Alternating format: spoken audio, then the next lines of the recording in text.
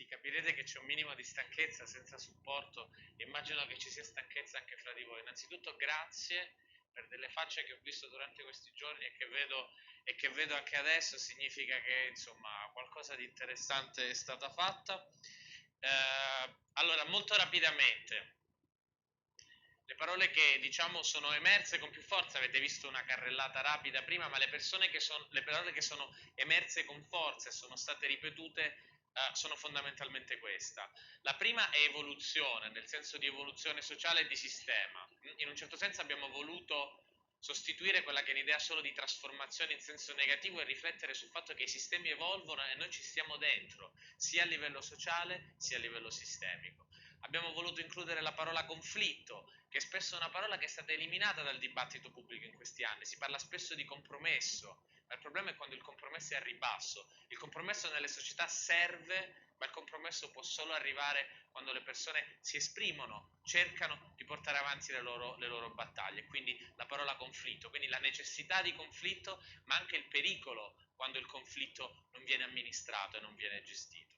Poi abbiamo la parola sicurezza, c'è bisogno di sicurezza, l'abbiamo sentito in vari interventi, c'è ansia per i grandi cambiamenti che viviamo, ma anche la necessità di sentirsi insieme parte di una comunità. La quarta parola è la parola tempo. La parola tempo che si può declinare in tanti modi, ma secondo me ha fondamentalmente due grandi valenze. La prima è riappropriarci della parola futuro, riappropriarci dell'idea che le cose domani possono essere diverse da quelle che viviamo oggi con difficoltà, ma anche l'idea di tempo nel senso di riappropriarci delle nostre vite. Spesso la maniera in cui l'orario di lavoro viene costruita, l'idea di competizione scavalcano la propria gestione e appropriazione del tempo. La quinta parola è la parola rivoluzione e vi giuro che questa non è stata solo una mia scelta, ma rivoluzione che ha tanti significati.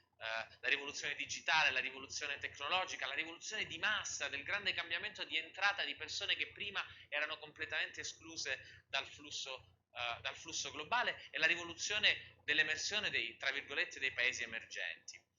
La sesta parola è per me una parola molto importante, quella di accesso. Accesso che può voler dire tante cose, ma vuol dire mobilità sociale. L'Italia è uno dei paesi più immobili tra i paesi occidentali. Abbiamo bisogno di scardinare quei meccanismi che rendono la società ferma. La settima parola è partecipazione, che vuol dire tante cose, ma voglio scegliere le bellissime parole che ha utilizzato Tuka Toivonen quando ha parlato di innovazione sociale, che oggi la democrazia non è più semplicemente votare, ma è la capacità di essere, di partecipare a quello che succede attivamente. E l'esempio che ne faceva lui è quello di saper creare impresa, di saper partecipare alla creazione del valore essendo presenti sia nella società che nelle decisioni pubbliche e politiche. L'ottava parola è quella che io ho scelto quando mi è stato chiesto di dirne una ed è quella uguaglianza.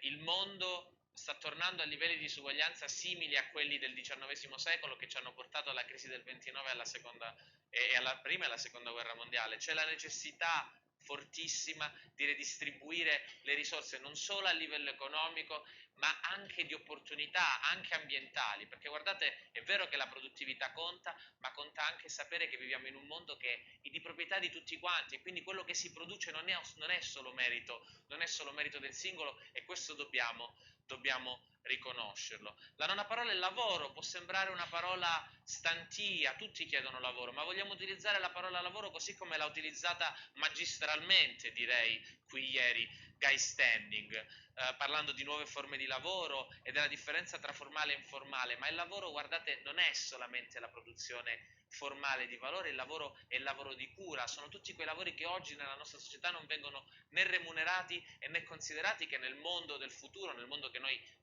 vediamo per i prossimi decenni, devono essere parte essenziale della nostra discussione. In inglese si fa una distinzione molto bella tra labor e work. Labor è il lavoro formale, mentre work è il lavoro di cura, qualunque tipo di attività che ci impegna nella vita sociale, economica, familiare e produttiva di un paese. E l'ultima parola che abbiamo scelto è la parola luoghi, e come mi ha insegnato ieri sera a cena il professor Pascolini, non territorio, ma luoghi, senso dei luoghi, perché la parola territorio è una parola fredda, che non dà quell'idea di appartenenza che invece la parola luogo dà. Quindi questa diciamo che è la sintesi molto semplice della quale si può discutere, sulla quale si può essere più o meno d'accordo, ma sono queste le parole più forti che vengono fuori da queste giornate di intenso dibattito, e voglio solamente chiudere ringraziando ovviamente il Presidente D'Abbozzo per aver dato la possibilità a tutto questo di succedere, a Renato per aver avuto la pazza lucidità di coinvolgere tanti di noi in queste bellissime 5 giornate, tutte le persone della Camera di Commercio che hanno lavorato anche probabilmente fuori dal loro orario di lavoro per rendere questo al meglio, e che per me erano delle entità immateriali con le quali scambiavo email, e che sono finalmente diventate in questi giorni delle persone. L'ultima cosa che voglio dire è che abbiamo fatto una cosa molto semplice, non abbiamo fatto una grande cosa in questi 5 giorni, però abbiamo fatto una cosa secondo me molto semplice che manca a questo paese. Abbiamo preso della gente da punti diversi, dell'Europa, dell'Italia, da posti diversi anche all'interno di questa regione, li abbiamo messi tutti insieme dentro questa stanza per 5 giorni, li abbiamo lasciati discutere liberamente, abbiamo liberato queste energie. L'Italia ha un disperato bisogno di confronti di questo tipo a tutti i livelli, e su questo chiudo perché ho anche parlato abbastanza, e lascio la parola di nuovo a Renato che dialogherà con gli altri due ospiti. Grazie.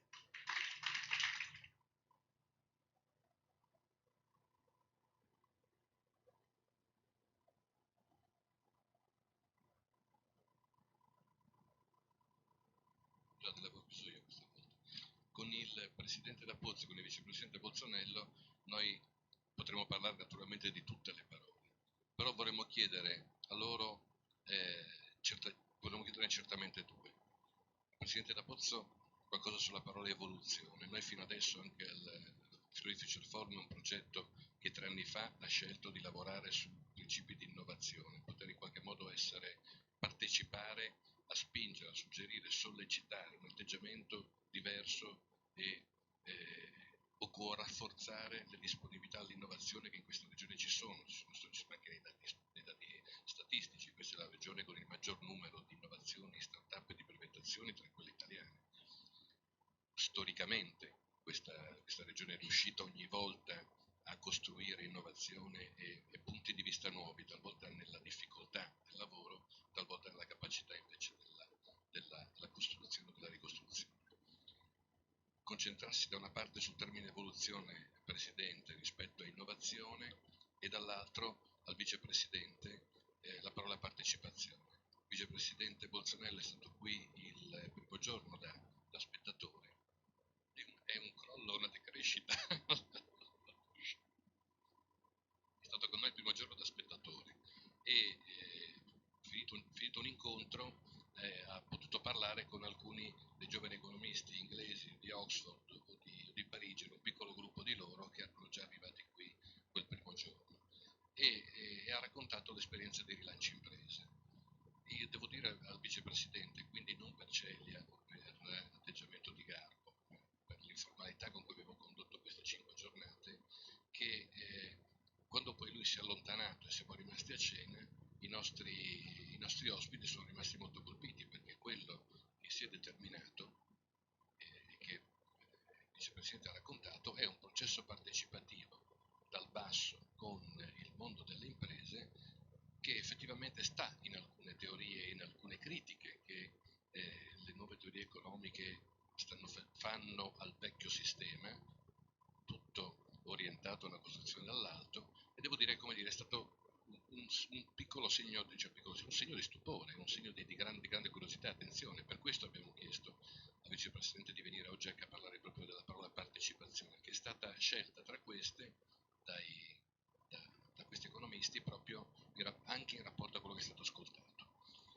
e che del resto in un certo senso per una possibile integrazione ulteriore la Presidente Serracchiani ha in qualche modo scritto, parlando di un'altra innovazione che questa regione ha fatto rispetto ad altre, cioè quella del reddito minimo, ovviamente a certe categorie, a certe condizioni, che solo questa regione ha fatto, l'ha fatto anche il Lazio con il Presidente Zingaretti, però poi non l'ha finanziata, quindi l'ha annunciata in termini di principio, mentre qui è diventata anche applicativa. E la Presidente diceva sì, possiamo permetterci questo tipo di innovazioni anche per le dimensioni di questa regione, per la condizione, come dire, per una marginalità che per qualche volta ci è utile anche a rimanere protetti e a poter come dire, toccare, attraversare territori che magari in altre condizioni, in altre regioni avrebbero difficoltà a fare. Non entro in questo aspetto, però mi piace dare la parola al Presidente D'Apollo, poi Vicepresidente Bolzonello, segnalando loro che oltre su tutti i termini, ovviamente, su questi due termini noi sentiamo che abbiate qualcosa da dire di specifico. Bene, grazie Renato, è stato un piacere incontrare anche l'assessore, ma due considerazioni mi lascia fare, perché siamo alla conclusione di queste 5 giornate, di questo percorso, che ha visto protagonisti tanti amici che io non conoscevo, ho avuto il piacere di conoscere questa edizione, primis Emanuele con tutti i suoi colleghi, e ti dirò che quando noi ci siamo parlati 3-4 mesi fa, come strutturiamo la terza edizione di Future Forum, ci siamo detti cerchiamo di parlare sì di scenari di economia di futuro, però dando anche la possibilità di reinterpretare questa visione, questi scenari a chi anche, e quindi a delle nuove generazioni di economia, non le legge con gli occhiali a cui siamo abituati noi a leggere questi tipi di fenomeni. E direi che il grosso successo che abbiamo avuto in termini di presenza, ma anche in termini di qualità degli interventi di quelli che si sono confrontati, ci ha dato ragione. Il Friuli Future Forum è nata alcuni anni fa, questa è la terza edizione, ed è bello perché Emanuele ha fatto una sintesi di questi 5 giorni in 10 parole, e mi piace fare una sintesi di queste 10 parole in altre 3 parole, Friuli Future Forum, che in effetti non sono altro che la rappresentazione di tutto quello che è stato annunciato, perché Friuli sono i luoghi del nostro territorio, ovviamente, un territorio che non si chiude in se stesso, ma che si è aperto fin dall'inizio. Tutte le relazioni, le contaminazioni che abbiamo attivato fino dalla prima edizione con Oxe, con l'Institute for the Future, Copenaghen, Houston e quant'altro, ci danno questa dimensione di apertura e non di chiusura.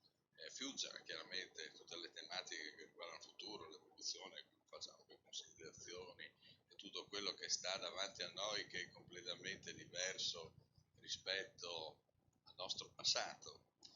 E forum, concetto sociale, forum, aggregazione, mercato, confrontarsi, parlare, il riportare a una contestualizzazione di socialità anche quelli che sono i temi dell'economia, questo è molto importante. La nuova economia, i nuovi manager più che economisti sono dei sociologi, dei psicologi, hanno delle caratteristiche molto, molto diverse da quello che era una concezione di manager del passato. E questo io penso che l'abbiamo condensato in queste 3 parole, ma l'abbiamo vissuto in questi 5 giorni con delle interazioni importantissime. Economisti di tipo tradizionale, analisi sociologiche, analisi di carattere territoriale, molto bello. In effetti tutti noi parliamo di territorio, però è molto più bello definirlo come luoghi, quindi Friuli come luogo, non come territorio, anche perché il luogo ha un contesto di caratterizzazione diversa, territorio, tutti sono territori.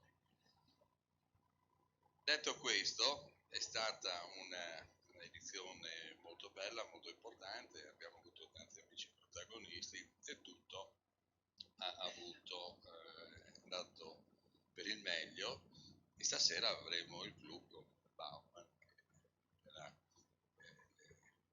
5 giornate di FF con una grande attesa. Quello che tu mi chiedevi, evoluzione, rientra perfettamente in quella filosofia per cui abbiamo creato questo contenitore. Un contenitore che vuole, in un momento che cambia continuamente, paese lo viviamo magari con più angoscia rispetto ad altri paesi, però che deve individuare quali sono futuri scenari non solo dell'economia ma anche del sistema socio-economico, del welfare, della società, della politica che abbiamo dinanzi a noi. Io penso che sia compito, credo che l'assessore Vira è una classe dirigente che non ha la bacchetta magica, però anche in virtù di esperienze già vissute in altri territori o in altre società, andare a cercare di individuare in funzione anche alle caratteristiche dei luoghi quello che è uno scenario più adattabile, in questo caso a un luogo come è il territorio della nostra regione. Questo è l'aspetto più importante, ma è importante che l'evoluzione, questo è forse stato un limite più sociologico del nostro territorio, al di là dell'innovazione, dove siamo bravissimi, siamo regioni che fanno ricercatori per abitanti, le università, tutto quello che sappiamo, viva questa evoluzione in un contesto di apertura, in un contesto di contaminazione. Siamo una regione che ha due confini che rappresentavano fino a poco tempo fa due mondi completamente diversi, quello austro-germanico e quello dei paesi balcani. L'ultimo muro non si è abbattuto, Emanuele, a Berlino, si è abbattuto a Gorizia molti anni dopo, quindi è un territorio che ha vissuto anche delle storie molto difficili, molto complesse, e tuttora ci sono delle contaminazioni nella nostra regione di matrice germanica, di matrice slava, ci sono delle piccole enclave addirittura di matrice russa, quindi è un territorio che è stato attraversato e ha vissuto dei periodi più positivi, altri meno positivi, ma è un territorio che si è sempre confrontato chiaramente con fenomeni esterni al territorio stesso. E quindi è importante, ed è quello che noi abbiamo fatto, ma che io penso che anche la nostra economia sta facendo, ma deve farla ancora di più, percepire l'evoluzione come un fenomeno di apertura verso, nel caso dell'economia, mercati difficili, verso complessi, ma verso nei confronti anche della cultura, comunicazione, di quelle che sono le esperienze che noi possiamo scambiarci e quant'altro. Quindi un concetto di evoluzione non solo tecnologico, ma soprattutto di approccio, quindi fortemente relazionale nei confronti di un mondo che ci sembra molte volte lontanissimo, ma è invece estremamente vicino. Quanti di noi qui hanno dei ragazzi che ormai vivono, lavorano a migliaia e migliaia di chilometri dal Friuli? È una cosa normalissima, è una cosa comunissima. Ai nostri ragazzi questo non crea nessun problema, non c'è nessun... ed è su questo percorso che noi dobbiamo continuare a lavorare, ed evoluzione per me è questa. No, la cosa divertente, no, sulla quale riflettevamo con tutti gli altri è di come si possa, diciamo, creare anche in contesti inaspettati, no? La cosa pensate all'Italia, organizzare una cosa del genere in una Camera di Commercio in una regione che viene percepita spesso ai margini. A me è una metafora che è diversa del Friuli è parlare con le persone che vengono dalla Carnia in questa regione, perché un po' rivedo in alcune delle caratteristiche del passato quelle che vedo nella mia terra, quindi alla fine luoghi che sono diversi ma che hanno sperimentato immigrazione, problemi diversi e che si riadattano. E poi dialogo con delle realtà molto diverse, perché non siamo rimasti solo chiusi dentro questa Camera di Commercio, ma stamattina siamo andati a fare un incontro in una delle vostre scuole, il Liceo Copernico, dove abbiamo fatto una discussione in inglese con dei ragazzi assolutamente straordinari, no? Riflettiamo con Alessandro sugli anni della nostra giovinezza, insomma, di liceali. Effettivamente abbiamo trovato un livello probabilmente molto qualitativamente più elevato del nostro. Non dobbiamo nasconderci le difficoltà, cioè voglio dire, questi ragazzi probabilmente avranno delle difficoltà molto più grandi sicuramente di quelle che persone che sono in questa sala hanno affrontato, però è vero anche che dall'altra parte cercano di costruirsi un loro bagaglio. Quindi abbiamo provato, diciamo, a mettere insieme al meglio mondi diversi, la Camera di Commercio, il mondo delle imprese, il mondo accademico, giornalisti, abbiamo avuto anche dei dibattiti accesi, insomma. Però diciamo che alla fine penso sia stata una bella cosa per tutti quanti, dalla quale mi auguro che ognuno, anche fra di voi che avete avuto la pazienza di ascoltarci, possa riportare a casa. Vogliamo ricordare qualche frammento di interventi particolari, ad esempio un aspetto che trovate qui nelle parole che sto approfondendo in qualche modo, sto proprio approfondimento di questi termini, riguarda la parola lavoro, work and labor. Il Guy Standing, che è uno dei maggiori esperti mondiali del lavoro e della precarizzazione, ha fatto in un discorso come dire, anche molto appassionato su questa condizione che sta radicalmente cambiando, insomma, la nostra stessa idea di lavoro. Ha fatto a un certo punto un esempio che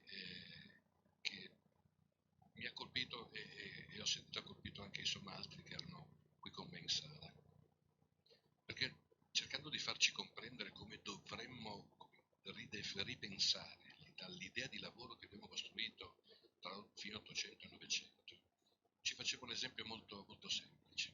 Cioè, affinché, dice, non riguarda esattamente la mia vita, dice, ma immaginate che possa riguardare davvero la mia vita. Io da single vivo in una casa, ho vissuto in una casa e ho chiamato una signora a farmi le pulizie e a prepararmi talvolta da mangiare.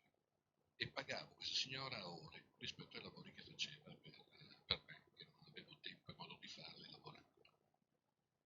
Se mi fossi, non è la sua vicenda personale, però seguiamola come un esempio emblematico, se mi innamoro di quella donna e sposo quella donna, da quel momento lo stesso lavoro, pulire la casa, preparare da mangiare, invece non viene più retribuito.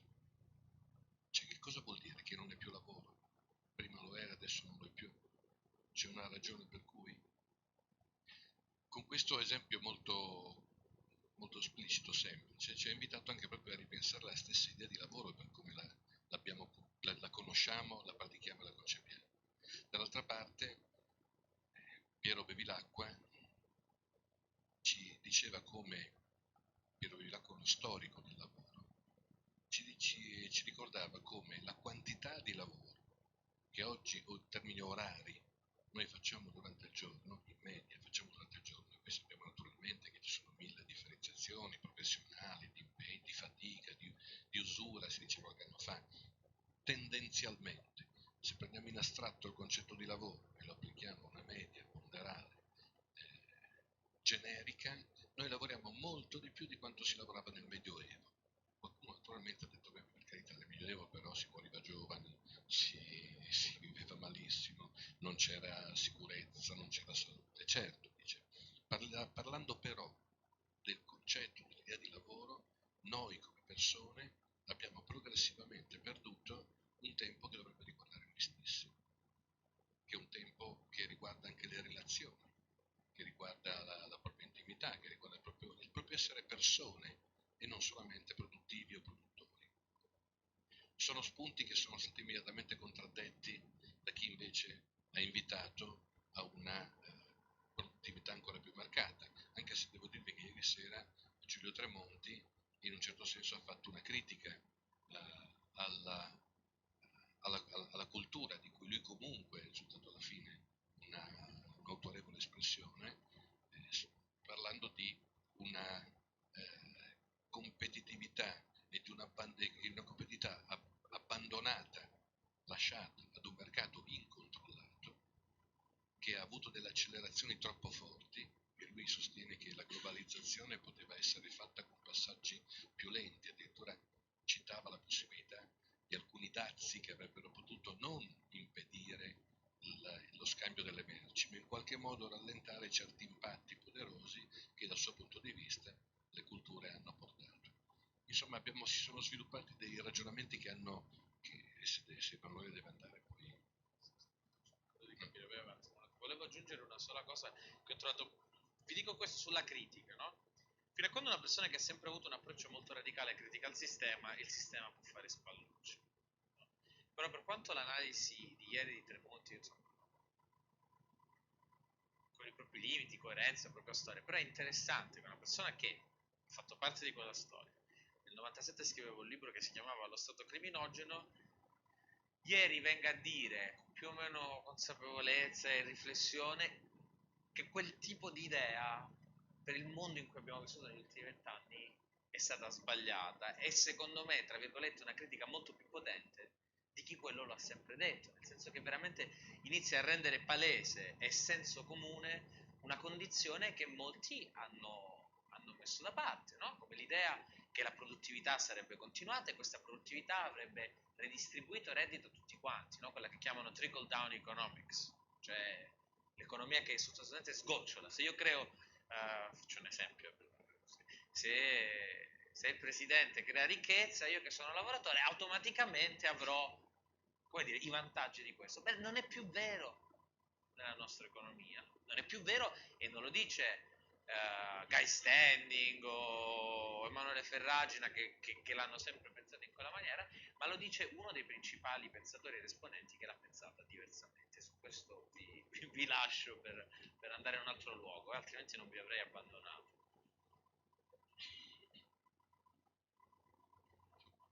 Se ci sono degli interventi rispetto ad alcuni temi, alcuni argomenti, anche le stesse parole. Prego.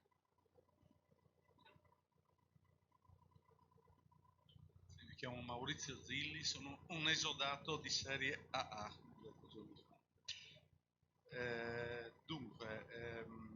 Volevo portare la vostra attenzione a uno scenario di ricostruzione economica in cui c'è un paese dell'Unione Europea che potrebbe investire 20 miliardi di euro nel 2016, pagarli nel 2018, nel 2017 potrebbe avere un tasso di sviluppo del PIL del 3% che permette anche di aumentare l'occupazione, ridurre l'incidenza del deficit e anche del debito, quelli che ci parlava Longobardi l'altro giorno.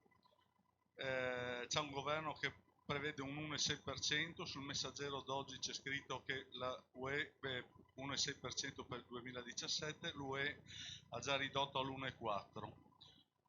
Ecco, tutto questo non è proposto da qualche sito complottista, signoraggista o eterodosso, ma bensì è certificato dal centro studi di questo paese ha un capitalismo a base molto familiare, è certificato da una banca il cui centro studi sì, ha certificato questi dati, banca che è stata al centro del capitalismo familiare di questo paese, è sintetizzato in un bellissimo articolo del 29 novembre scorso da un organo di stampa che è il principale organo di questo capitalismo familiare. Come avete capito si tratta dell'Italia, di Mediobanca, il centro studi Mediobanca del Corriere della Sera, in un articolo di Enrico Marra, in cui vengono appunto tratteggiati questi scenari nei quali la parola chiave che mi voglio portare alla vostra attenzione, oltre a quelle interessantissime che sono riportate lì, è la parola moneta. Moneta che è fondamentale per capire anche come si è generata la crisi d'oggi, che possibilità ci sono. Riguardo alla moneta vi porto un aforisma di Henry Ford, imprenditore innovatore, sostenitore di Hitler ma anche anticipatore della sharing economy con l'auto di canapa, che dice così: meno male che la popolazione non capisce il nostro sistema bancario e monetario, perché se lo capisce, credo che prima di domani scoppierà la rivoluzione. Allora, questo richiede una visione un po' aperta di cos'è la moneta, non solamente una visione neoliberista che anzi cerca di nascondere cos'è la moneta, che è appunto una convenzione, oltre ad essere una merce anche una convenzione, e prima di tutto un accordo, una convenzione dentro una comunità per scambiarsi, fare transazioni economiche. E dicevamo, vorrei collegarmi anche con due cose dette da relatori qui sul palco lì, proprio uno è Standing che ha detto quantitative easing di Draghi, cioè la stampa di moneta, è fatta oggi in Europa in praticamente il reddito di cittadinanza delle banche, nel senso che non per fare patologia, critiche, nel senso che lo usano per i loro scopi, sia per tappare buchi che cercare rendimenti, mentre non viene usato per sostenere l'economia reale delle imprese e delle famiglie, quindi non per creare occupazione. Un'altra cosa data dal Polito, del Corriere della Sera, quando coordinava la tavola rotonda sul welfare, è che c'è bisogno oggi, anche se necessario, di soluzioni eterodosse, perché bisogna cercare di creare ricchezza per, in quel caso parlava di creare spazio per il welfare.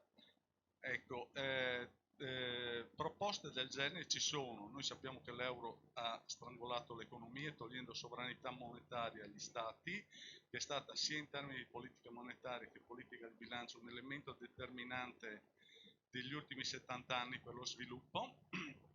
Ecco, quindi che ci ha portato anche alla grande trasformazione che parlavamo stamattina.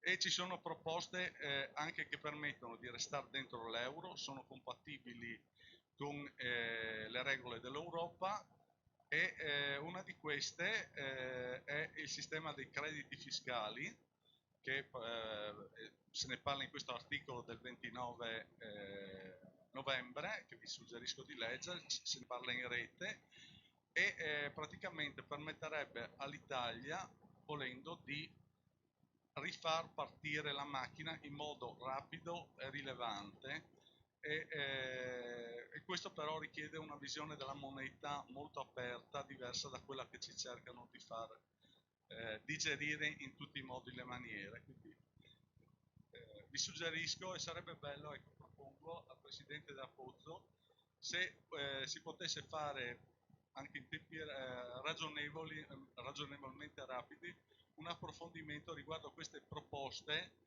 di signori economisti molto pragmatici, super masterizzati, che lavorano nel sistema reale sia delle imprese che della finanza, e vedere come si possono fare queste cose. Grazie a tutti, sono stati dei giorni molto belli anche per me.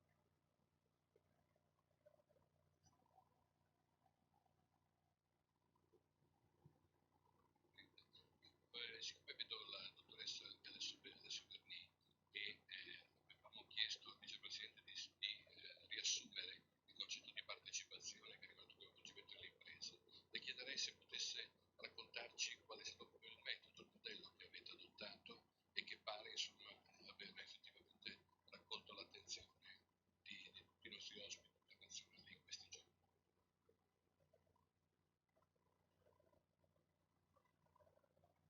Diciamo solo due elementi per quanto riguarda l'attività che ha fatto a supporto, diciamo, la parte tecnica e amministrativa.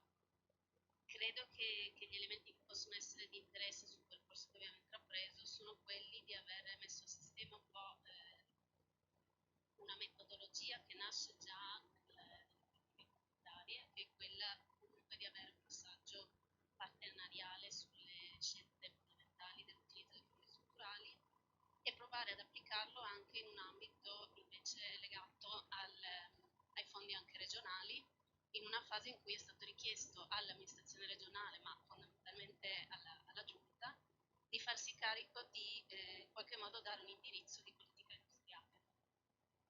Quindi su questo elemento è stato in prima battuta accolta la richiesta con l'individuazione di una norma di legge che ha previsto il piano di sviluppo industriale. E per fare questo lavoro chiaramente si è partiti anche dal fabbisogno che emergeva dal tessuto sociale, dalle associazioni di categoria e quindi raccogliendo un po' di stimoli da tutto il territorio. Quello che contraddistingue questo tipo di lavoro rispetto all'elaborazione tecnica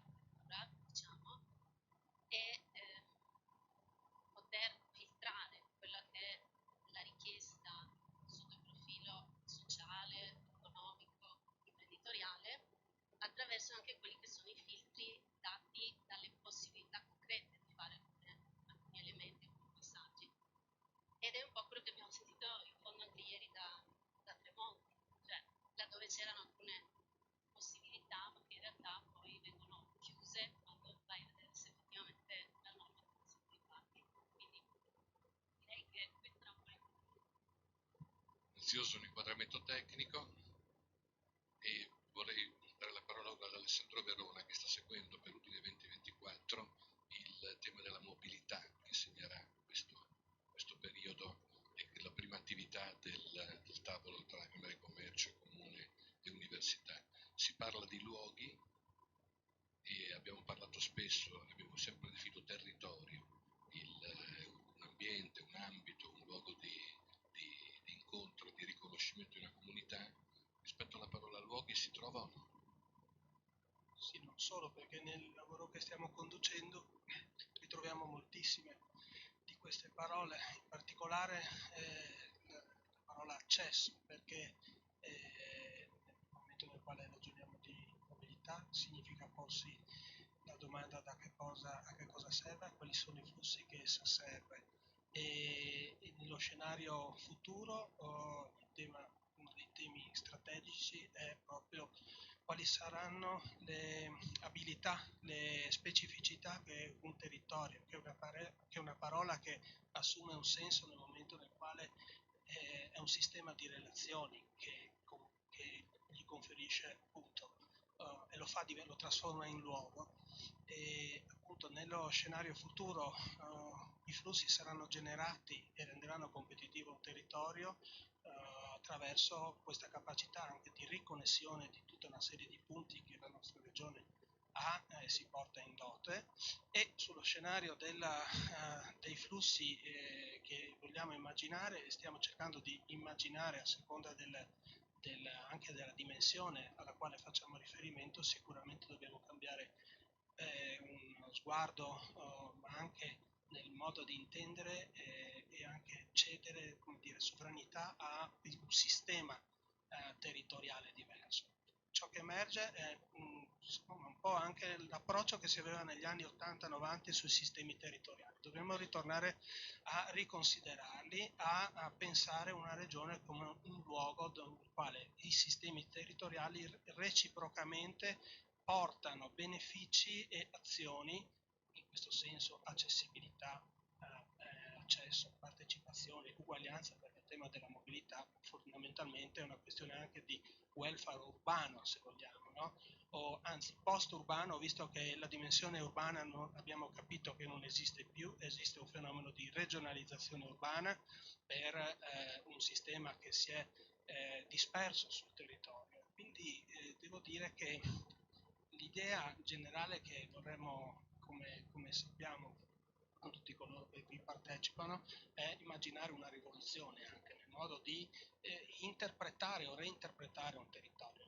Il vero salto di qualità è nella capacità interpretativa di una specie di, anzi una serie di ambizioni che sono latenti nel territorio, che negli anni si sono anche manifestate, ma che hanno bisogno di essere connesse per fare un salto di qualità insieme, e quindi con anche una dimensione di partecipazione reinterpretando i sistemi che consenta di proiettare questa regione in un sistema globale. Stiamo immaginando. Grazie Alessandro Verona. Vicepresidente, adesso è tornato dall'intervista radiofonica e siamo a parlare di partecipazione. La dottoressa Vernia ha introdotto tecnicamente quali sono stati alcuni passaggi, li conoscerà certamente perché li ha diretti, e passerei la parola naturalmente non escludendo un ragionamento complessivo rispetto a questi o ad altri termini. Parto da una constatazione che ho fatto prima anche con Maria da Basso. Nella clip non ho sentito da nessuna parte la parola comunità e devo dire che io, se devo aggiungere una parola a partecipazione, è comunità. Ritengo che per troppo tempo la parola comunità sia stata sacrificata sull'altare di visioni di appartenenze, eccetera. Magari parlare di comunità era troppo di sinistra da una parte, oppure parlare di comunità era troppo ingombrante dall'altra, e ognuno può mettere la propria visione del fatto che per la parola comunità non sia stata in tutto questo periodo molto di considerazione. E siccome il mio retroterra è quello di essere stato un sindaco, quindi aver guidato una comunità, io penso che nei processi partecipativi non possa mai mancare la parola comunità. E quindi quando mi sono trovato a fare questo nuovo mestiere, che è anche questo mestiere, che farò un po' tempo, per qualche tempo, non potevo non impostare le mie modalità, il mio modo di essere, perché penso che il politico deve fare tutto fuorché snattarsi, deve essere esattamente com'è, con tutti i pro e tutti i contro, mentre purtroppo con la politica ci porta a essere molto trasformisti, invece dobbiamo essere esattamente come siamo. E quindi per me non esiste una parola partecipazione senza una parola comunità.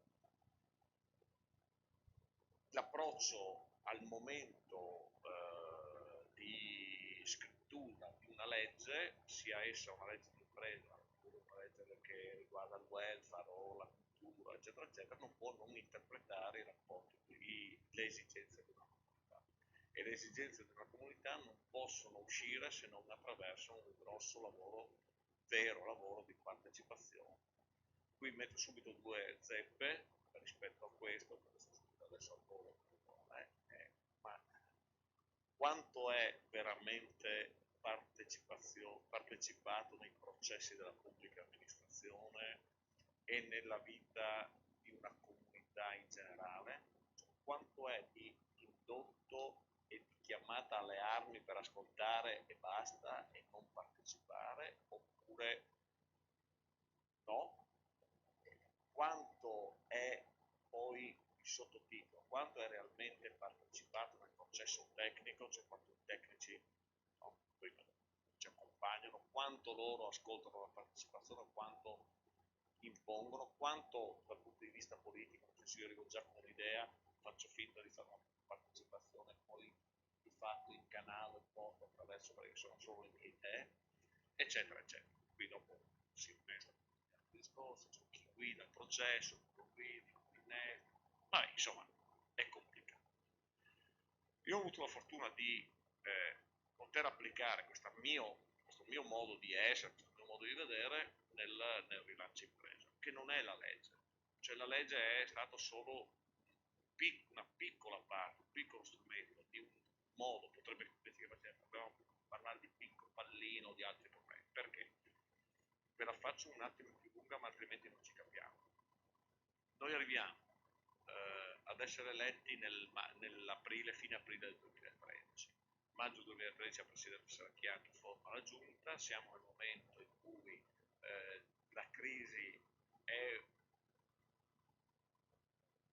al massimo degli effetti finali, al massimo degli effetti finali, che è una contraddizione in termini, ma è così, cioè nel senso che è il momento in cui le aziende sono realmente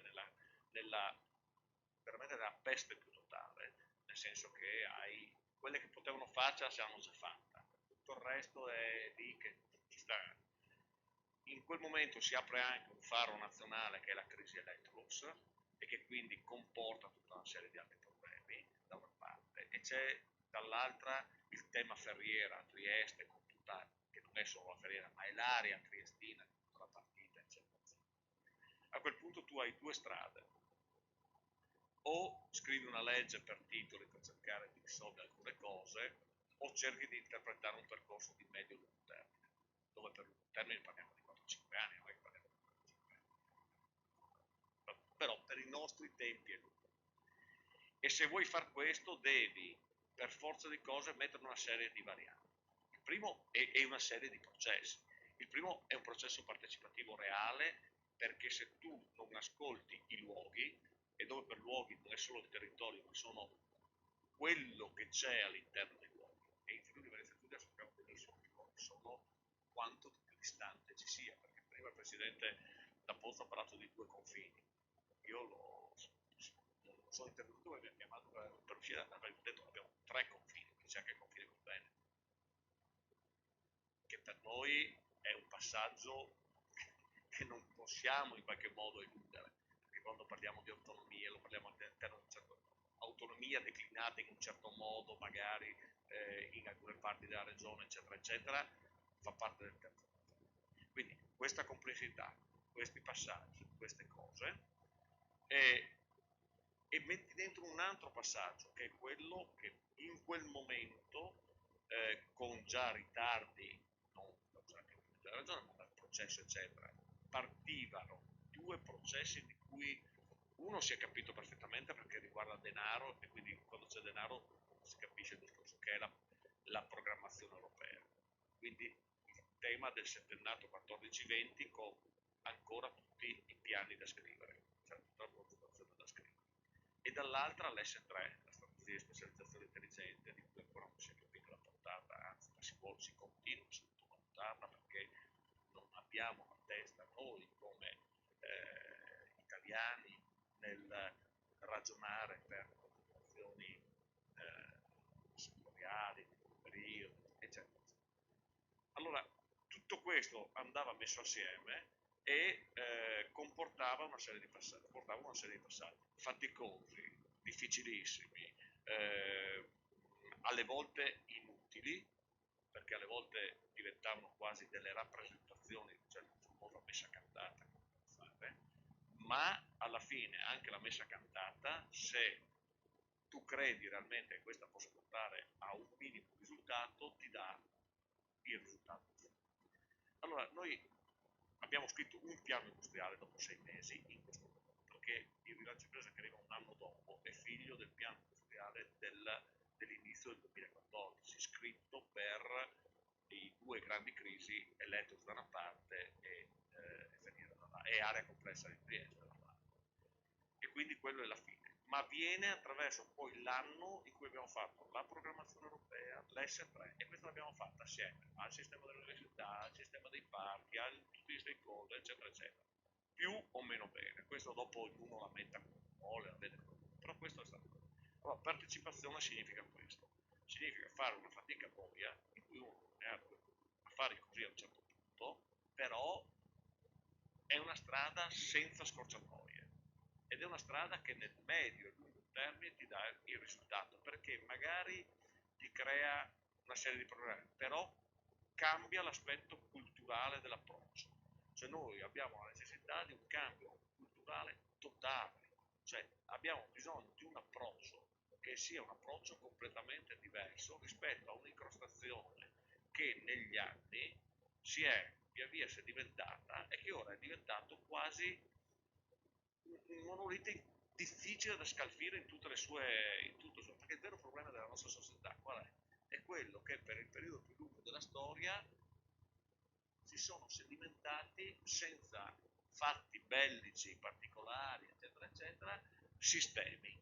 E quindi tu oggi non hai avuto nulla per 70 anni che ha spaccato, qualcosa che ha spaccato e che ha permesso di ricostruire. Tu hai 70 anni di sedimentazione. E in questa sedimentazione si sono creati tali e tanti intrecci, garbugli, eccetera, fra finanza, politiche, economia, ognuno metta le parole che vuole e i concetti che vuole.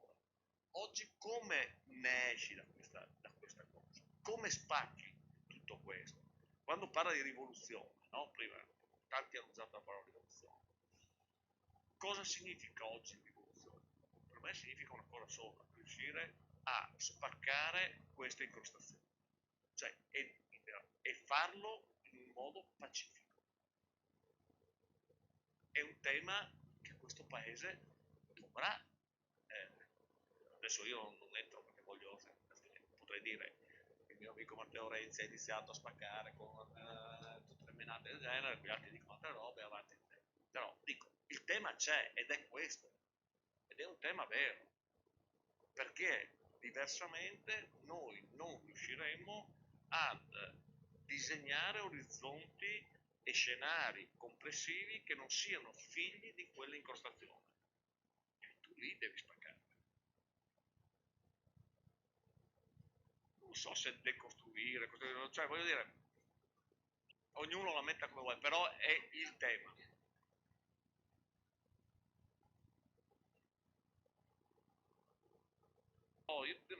Io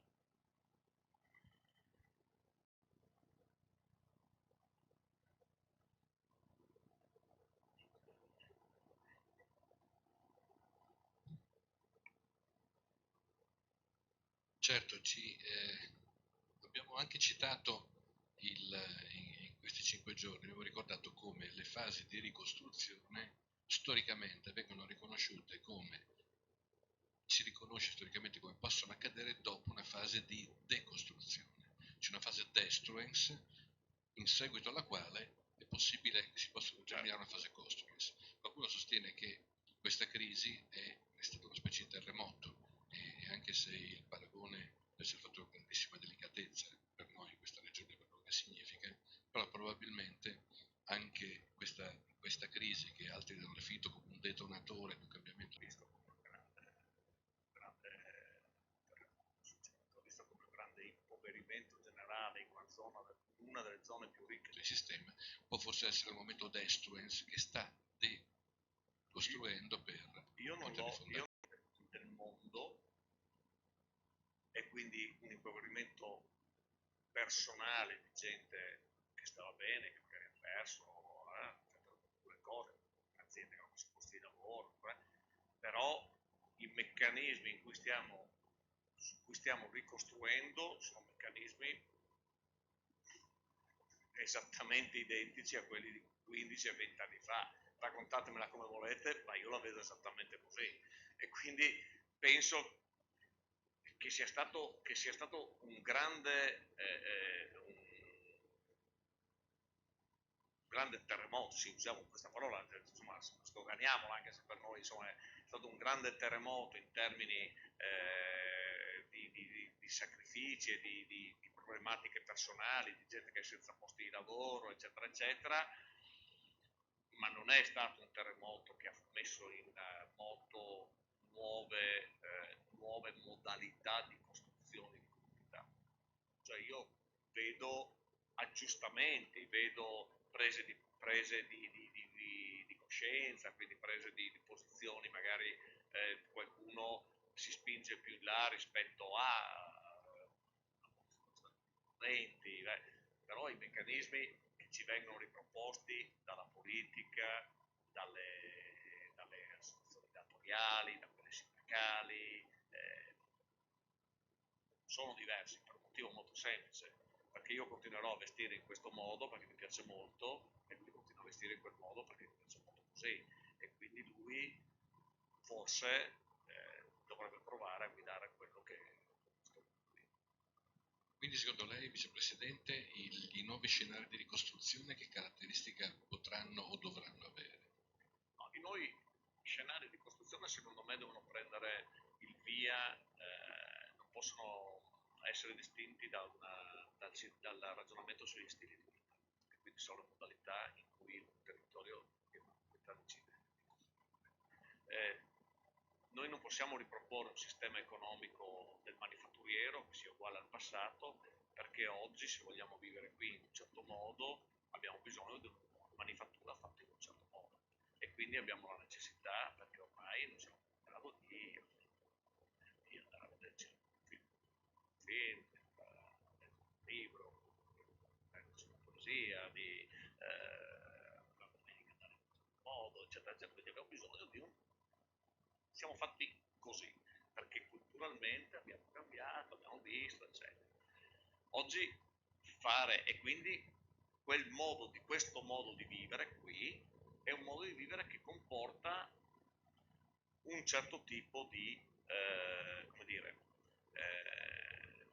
di attività economica. Se decidiamo di cambiare alcune cose e quindi cambiamo un modello di società, su quel modello di società dobbiamo costruire gli aspetti economici. Questo è il discorso. E secondo me ad oggi non abbiamo ancora deciso che tipo, non abbiamo ancora deciso, non si è trovato la strada ancora, parlo del Friuli Venezia Giulia ovviamente, non si è trovato ancora un modello che sia un modello su cui agganciare qualcosa di realmente nuovo. Questo è una cosa che penso, cioè nel senso, quando io mi metto a discutere con persone di 40 anni, io che ne vado verso i 60, trovo che nella maggior parte dei casi i ragionamenti sono molto simili a quelli miei, e questo non va bene, e questo non va assolutamente bene. E quelli attorno ai 20-30 anni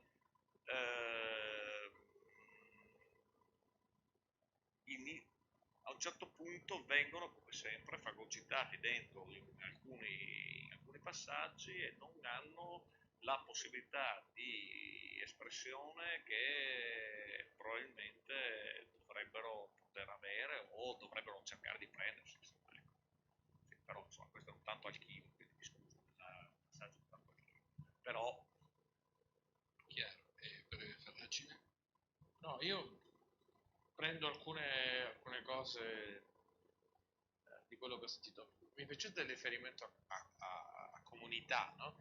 Perché comunità è una parola che ha la stessa desinenza di comune, no?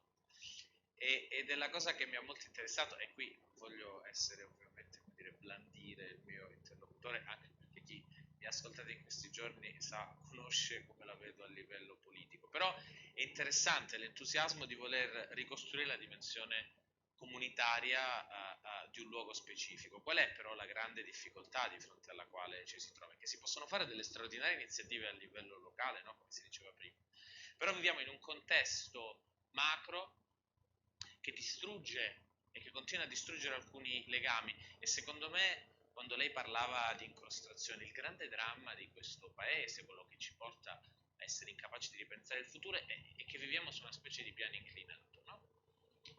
Non siamo caduti da una rupe, ma continuiamo a vivere su un piano inclinato perché questo è un paese che ha alcune caratteristiche particolari, è un paese che ha tanto risparmio, quindi l'Italia si sta impoverendo, ma allo stesso tempo